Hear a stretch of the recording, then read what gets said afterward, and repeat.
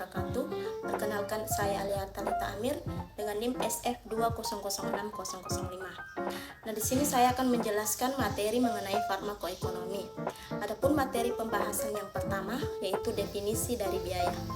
Jadi dalam kajian farmakoekonomi, biaya selalu menjadi pertimbangan penting karena adanya keterbatasan dari sumber daya, terutama pada dana. Nah, dalam kajian yang terkait dengan ilmu ekonomi, biaya didefinisikan sebagai nilai peluang yang hilang akibat dari penggunaan sumber daya. Nah, perlu dicatat juga bahwa tidak semua biaya itu melibatkan pertukaran uang.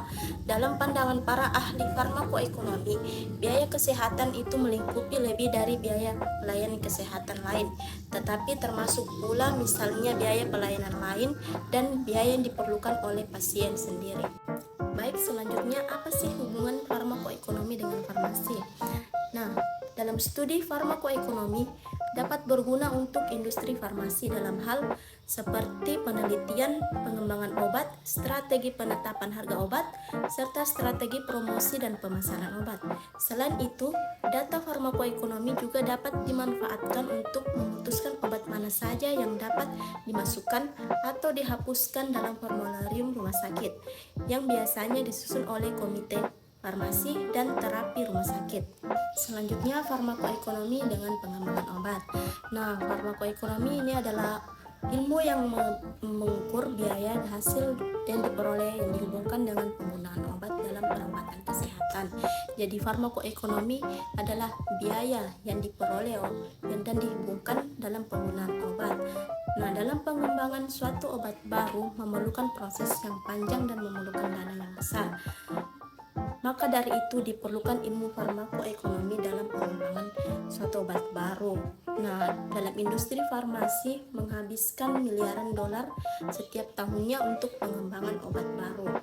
Nah, dalam studi klinis selama proses pengembangan obat bertujuan untuk menunjukkan kemanjuran dan keamanan obat-obatan yang memerlukan dana yang cukup. Selanjutnya, clinical outcome. Nah, perlu diketahui bahwa dalam ilmu farmakoekonomi itu ada yang dinamakan dengan outcome. Outcome itu adalah dampak atau manfaat yang diberikan dalam pelayanan atau suatu program kesehatan. Nah, yang pertama itu ada clinical outcome. Clinical outcome adalah kejadian medis yang muncul sebagai akibat dari treatment yang diberikan. Nah, dalam clinical outcome ini dilakukan evaluasi klinik yang dilakukan dengan uji klinik, contohnya efek pada pasien, efek obat pada pasien, efek kepatuhan, dan efek sistem pengantaran pelayanan kesehatan pada pasien. Yang kedua yaitu humanistic outcome. Humanistic outcome sering dikenal sebagai hasil yang dilaporkan oleh pasien terhadap konsekuensi penyakit yang dirasakan dan dilaporkan, tentang dampak produk farmasi dan jasa terhadap kualitas hidupnya. Misalnya, pengobatan alternatif mungkin memiliki khasiat yang sama berdasarkan parameter klinis, tetapi menghasilkan efek yang sangat berbeda pada kualitas hidup pasien. Nah, hasil humanistic outcome ini akan dievaluasi menggunakan survei dan kuesioner pada pasien. Yang ketiga, ekonomi outcome. Ekonomi outcome merupakan biaya langsung, tidak langsung, dan intangible yang dibandingkan dengan konsekuensi dan intervensi medis. Ekonomi outcome adalah pengaruh akibat intervensi dan biaya dari pelayanan kesehatan. Pengukuran analisis ekonomi outcome menggunakan prinsip ekonomi atau farmakoekonomi. Selanjutnya yaitu analisis farmakoekonomi. Nah, pada kajian farmakoekonomi terdapat 4 metode analisis, yaitu yang pertama cost minimization analysis, cost efektivitas analisis, cost utility analysis, dan cost benefit analysis. Nah, keempat metode ini bukan hanya mempertimbangkan aktivitas, tetapi juga keamanan dan kualitas obat yang dibandingkan, tetapi juga aspek ekonomi yang merupakan prinsip dasar dari kajian farmakoekonomi. Pertama yaitu cost minimization analysis atau biasa disebut dengan analisis minimalisasi biaya. Analisis ini hanya dapat digunakan untuk membandingkan 2 atau lebih intervensi kesehatan, termasuk obat, yang memberikan hasil yang sama, serupa, dan setara, dan dapat diasumsikan setara secara klinis. Nah, dengan demikian langkah terpenting yang harus dilakukan sebelum melakukan analisis minimalisasi biaya, yaitu menentukan kesetaraannya dan yang akan dikaji.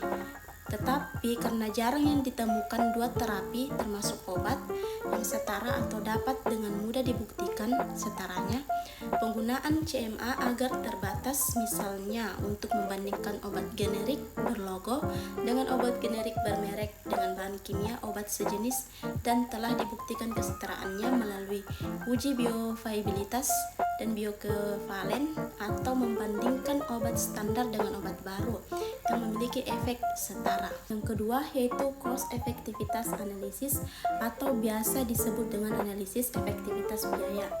Analisis ini banyak digunakan untuk membandingkan dua atau lebih intervensi kesehatan yang memberikan besaran efek yang berbeda.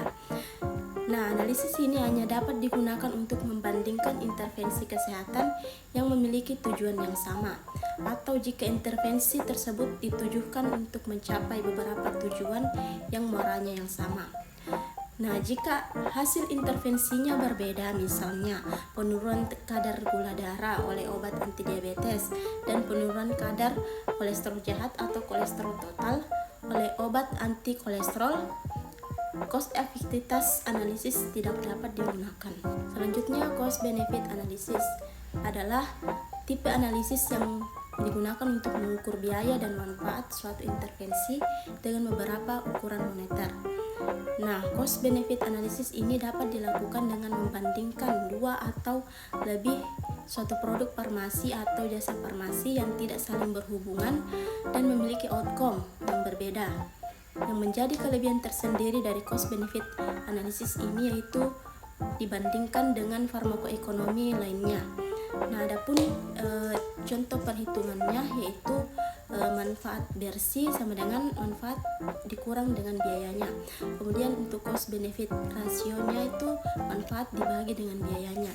Nah, jika hasil dari perhitungan cost benefit rasio itu lebih besar dari 1, maka manfaat yang didapatkan dari suatu pengobatan lebih besar dari biaya yang dibutuhkan. Nah, jika cost benefit rasio itu sama dengan 1, maka manfaat yang dihasilkan dengan biaya yang dibutuhkan itu sama besar.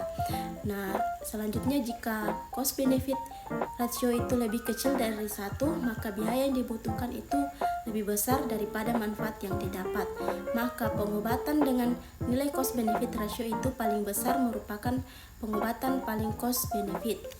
Selanjutnya, untuk menerapkan cost benefit dalam pelayanan kefarmasian yaitu contohnya dengan cara membandingkan manfaat yang diberikan dari suatu pengobatan dengan biaya yang harus dikeluarkan dalam pemberian pengobatan. Yang kedua, yaitu dapat dilakukan dengan membandingkan dua atau lebih suatu produk farmasi atau jasa farmasi yang tidak saling berhubungan dan memiliki outcome yang berbeda.